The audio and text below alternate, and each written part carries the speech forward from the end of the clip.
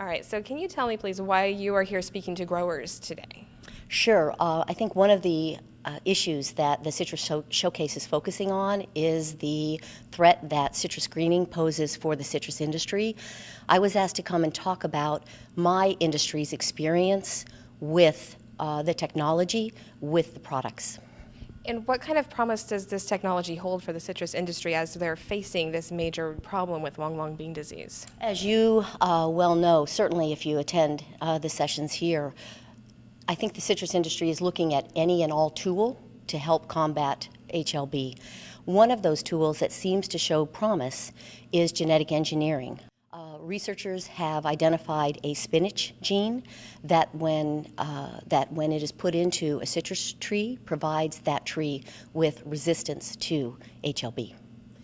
And so what kind of hope could that give to our citrus growers? So if we're able to, through genetic engineering or genetic modification, which is the current vernacular that is used, if we can move that trait right into a citrus tree, then we are not facing, our growers, our industry is not facing the threat that has devastated the citrus industry around the world. Certainly just have to look to Florida to see the damage that's being done. Now, speaking to consumers now, there's a lot of fear about genetically modified foods. Should there be that fear? Are we in danger of eating plants that have been or that contain GMOs?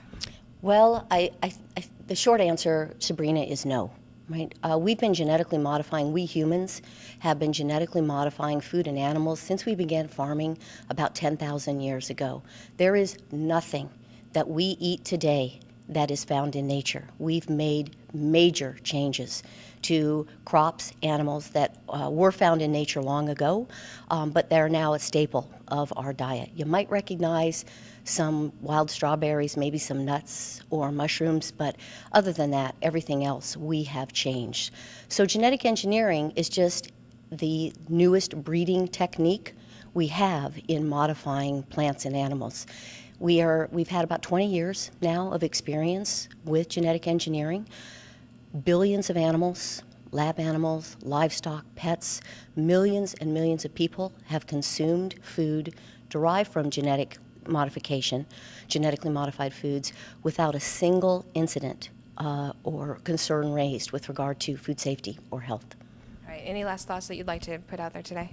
I would just offer that if folks are concerned about GMOs, look around, check out more than one resource, right? If something you read online or in social media seems just incredible, look to another source, right? There's a lot of misinformation out online. One of the reasons that my industry launched the GMO Answers initiative was to help consumers make up their own minds about GMOs with the facts in hand. All right, thank you very much. You're welcome.